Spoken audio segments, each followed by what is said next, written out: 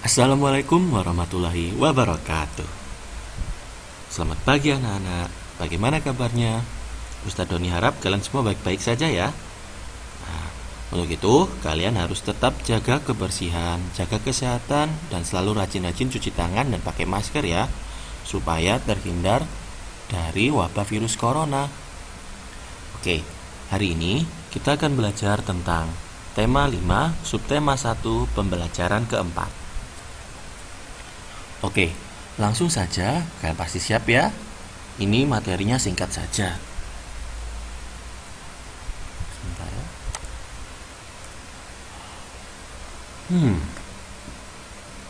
Jadi, hari ini adalah hari Minggu. Keluarga Benny duduk di teras rumah. Tapi tiba-tiba Benny membaca sebuah puisi. Puisi itu berjudul Taman Bungaku. Ini adalah puisinya. Nah, ini adalah puisi yang berjudul Taman Bungaku, karya Nikomang Juniati dari SDN 5 Junggatan. Oke, jadi puisinya berbunyi seperti ini. Taman Bungaku, bila ku pandang, hati pun senang. Tamanku yang cantik, sangatlah menarik.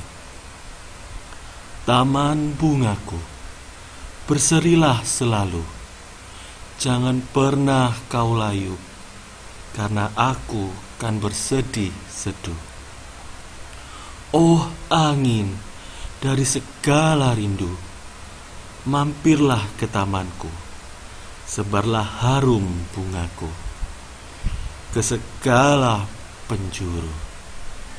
Nah, itu kurang lebih adalah puisi yang berjudul Taman Bungaku yang tadi dibacakan oleh Benny. Nah, apa ya puisi itu? Nah, puisi itu sebenarnya suatu karya yang jika kita membacanya itu berbeda dengan bacaan-bacaan lainnya. Kenapa? Nah, contohnya ini. Kak, Benny mau bertanya. Ya, silahkan, kata kakaknya Benny. Apa perbedaan puisi dengan yang bukan puisi? Lalu kakak Benny menjawab, puisi ditulis dalam bentuk bait. Bait terdiri atas baris-baris. Bukan puisi bila bentuknya paragraf. Banyak barisnya tidak ditentukan. Pilihan kata puisi, kias, padat, dan indah. Nah, jadi udah tahu ya, puisi itu berbeda dengan teks atau bacaan lainnya. Nah, karena puisi itu terdiri atas bait. Nah, bentuknya itu dalam bait bentuknya. Yang baitnya, satu baitnya itu ada beberapa baris. Ya, bentuknya kayak tadi. Kayak yang ini bait. 1, 2, 3, biasanya segini, biasanya 4. Tapi tidak ditentukan. Nah, pilihan kata dalam puisi itu biasanya kias, padat, dan indah. Iya, kadang di dalam puisi itu kita akan menemukan kata-kata yang indah. Nah, oke.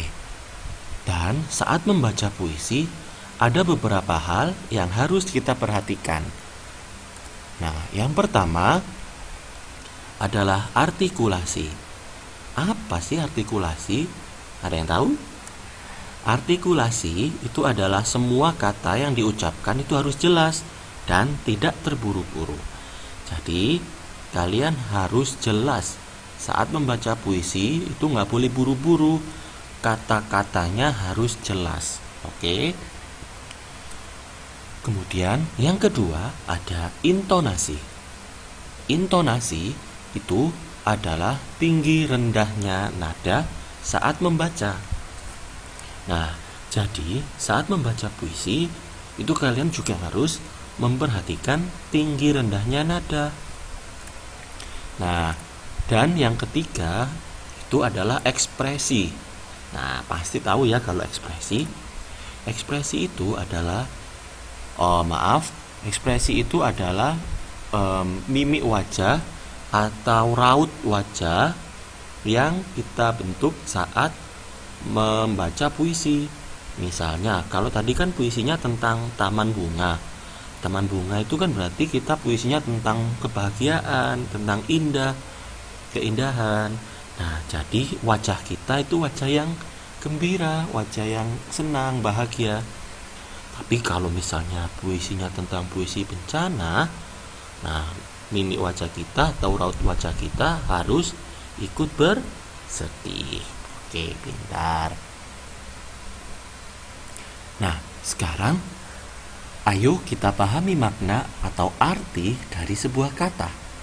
Karena puisi itu seperti yang sudah dikatakan sama Benny dan kakaknya tadi, itu dalam puisi ada kata-kata yang indah. Dan biasanya kata-kata itu kita lumayan sulit untuk mengartikannya, ya. Oke, contohnya apa makna kata-kata dari berikut? Ini dia. Tahu ini gambar apa? Iya, ini adalah cangkul. Ada yang tahu? Cangkul ini maknanya adalah alat yang digunakan untuk menggali tanah. Nah, jadi cangkul itu adalah alat yang digunakan untuk menggali tanah. Biasanya kita lihat petani atau kadang ayah kita juga itu menggali tanah menggunakan cangkul. Pintar. Kemudian yang kedua, nah kira-kira ada yang tahu? Siramilah. Siramilah itu artinya adalah mencurahkan air. Ini berasal dari kata siram, menyiram. Jadi artinya menyiram atau siram itu mencurahkan air. Ya kan, kayak gambar ini, mencurahkan air, memberikan air. Nah, selanjutnya ini pasti tahu proses apa ini? Bertumbuh.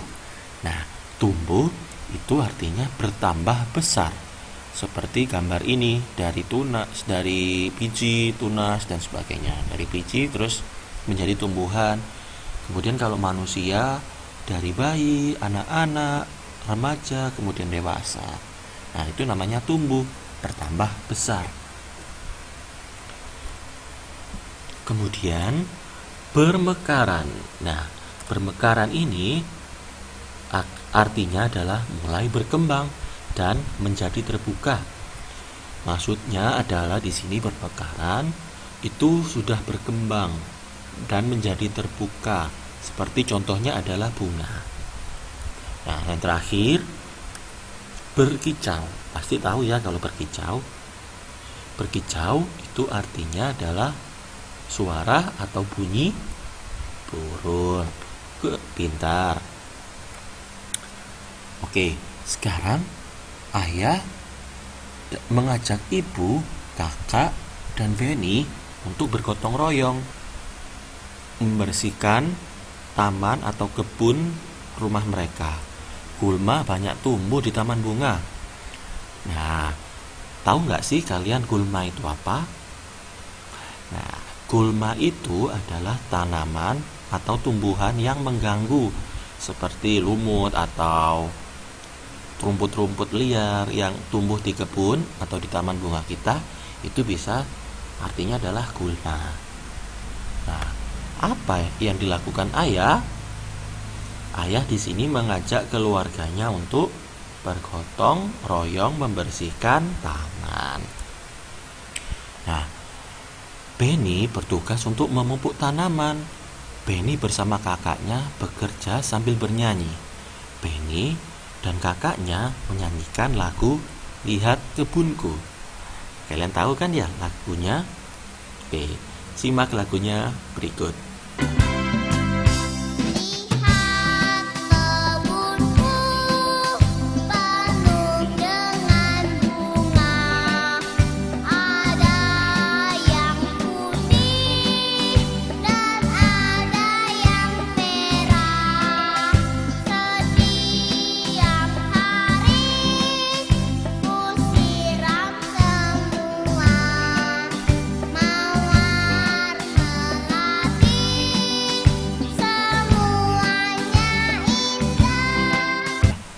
Sekarang Benny bersama keluarga beristirahat. Benny dan keluarganya melihat kebun bunganya. Sekarang kebun bunganya sudah bersih, karena tadi kan sudah dibersihkan bareng-bareng ya. Selain bersih, kebunnya juga asri. Wah, berarti Benny dan keluarganya rajin ya untuk menjaga kebersihan. Kalian juga harus menjaga kebersihan seperti Benny dan keluarganya. Nah, setelah beristirahat, Benny membantu ayahnya. Saat itu, ayah Benny ingin memperbaiki motor. Nah, ini saat membantu ayahnya, Benny menanyakan sesuatu. "Ayah, apakah nama benda ini?" Ayahnya menjawab, "Benda ini disebut jangka sorong." Lalu Benny bertanya lagi, "Apa kegunaan benda ini ya?" Ayahnya menjawab, "Gunanya untuk mengukur benda berbentuk lingkaran seperti mur dan pensil." Nah, ini dia contoh gambar jangka sorong. Ya, seperti yang ayah Benny tadi bilang, jangka sorong itu adalah alat ukur yang digunakan untuk mengukur benda yang bentuknya lingkaran. Contohnya seperti cincin, mur, lingkar jari, pensil, atau juga kelereng. Oke. Nah, sekarang Ustadz ingin kalian mengerjakan halaman 35, 39, dan 40 sampai 41 buku tematik kalian. Untuk yang halaman 41 atau 41, nomor 5-nya tidak perlu dikerjakan ya. Kalian tidak perlu membuat puisi, oke? Jadi itu saja dari Ustadz Doni untuk pembelajaran hari ini. Terima kasih banyak, tetap semangat dan selamat belajar. Wassalamualaikum warahmatullahi wabarakatuh.